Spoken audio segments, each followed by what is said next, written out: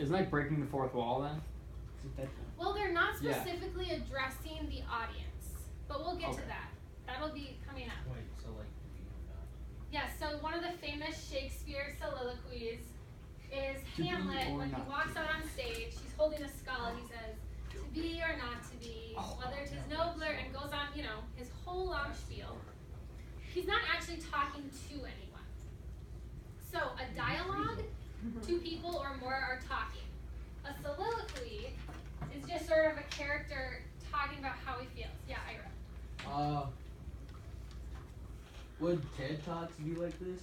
With TED Talks? Yeah. It's really just in like literature. So speech presentations are given to an audience. In a play, it's when a character is alone and they're kind of talking to themselves. So like maybe when you think out loud, that's a type of soliloquy in a way. You're not really talking to anyone. Does that make sense? I work out scenarios. This is Shakespeare. I love But Does anyone recognize this line? yes. It's from Romeo and Juliet. It is the famous balcony scene when he sees Juliet for the... Shakespeare. Gay. Okay, dramatic irony. This is when the audience, or the reader, if you're reading it, knows something that the characters in the story don't. So, let's say you are watching a horror movie, and you know that right behind this door is a terrible monster. Like, how do you, and the teenagers, of course, are going to open the door. How does that make you feel? Annoyed. Or they It's like, come on. It makes me feel smart. Yeah. Like, It the way empowers is, like, you. you have this big group of friends, like, they're all white, and they'll go in, like, they'll go in, Listen up. like, they'll go in knowing what's about to happen, but then the black friend gets killed first. And then they have an easy escape, but they'll, like, continue to push forward. Yeah. It makes me feel smart. Does anyone get stressed out and you just yell at the TV and you're like, no, like, don't do it? Yeah, it's Yeah? Every song that gets me triggered, don't listen to them. One of the friends died, and No, they're no, like, bang something. So this is how dramatic irony works. When the reader or the person watching the play is aware of something, especially something bad that the main characters aren't, it kind of makes you anxious and it builds suspense because you just want them to know. You know, you don't want them to make a mistake. And so, let's say, okay, in The Lion King, what's the dramatic irony about Mufasa's death? When he gets dropped out. Because he knocked Simba's dad off. I need one at a time, yeah. Because Mufasa killed Simba's dad by throwing him off the cliff. It was Scar. Scar, yeah. And so we know it, and who doesn't know it? Simba. So that would be dramatic irony.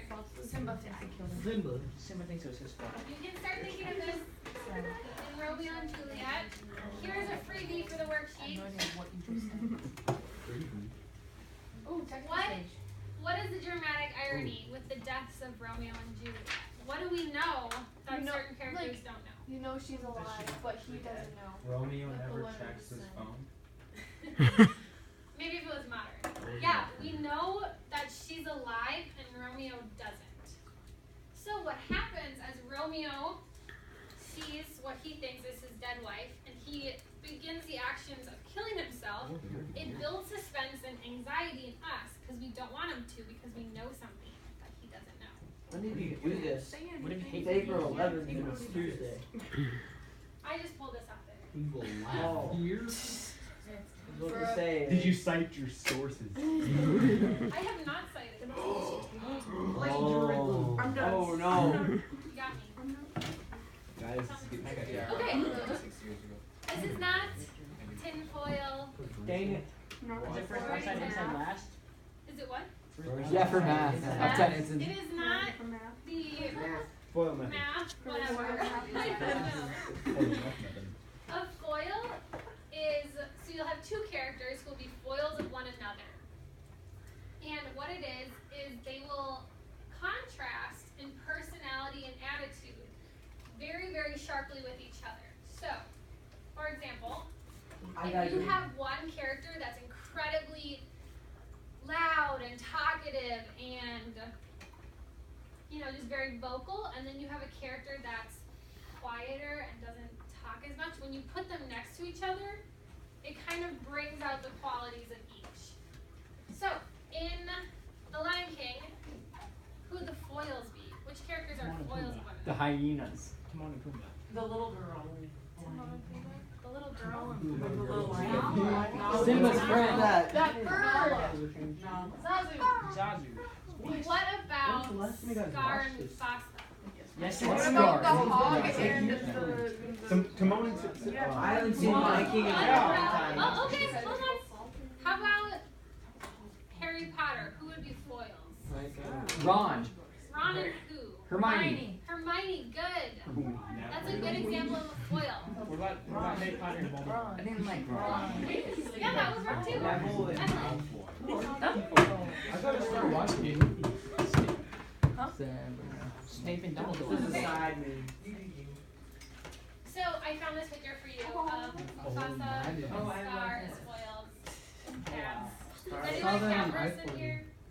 No? I'm allergic, so Are you Cats a cat are person? bomb. Sometimes.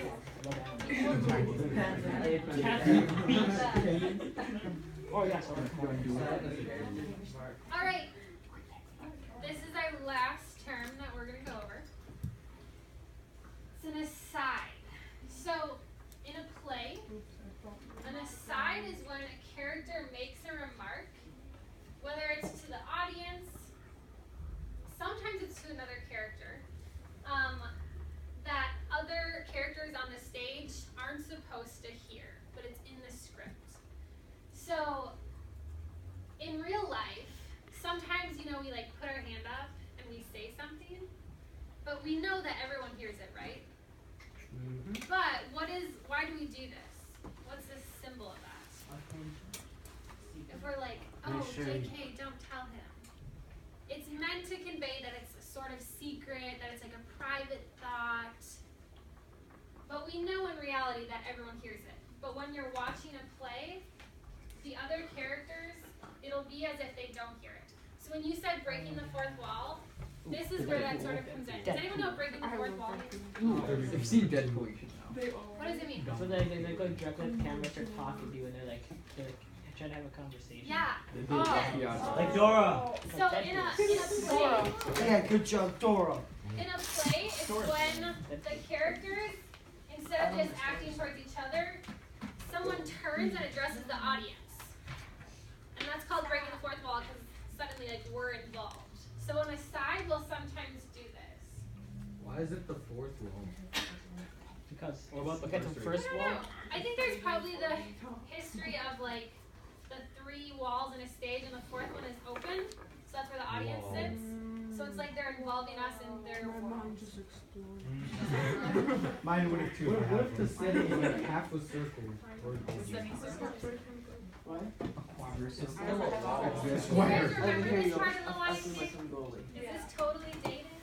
How many of you guys have seen The Lion King? Which one? Because that looks like. Okay. all 3. I hate I had to rewatch one. My first ever class had not seen a lot of The Lion King. You should watch it. Yeah, let's watch it. Here's all. First one, second one. Okay. One and a half. The third one sucks. 1.5 is amazing. Why is he? Oh, I have 1.5.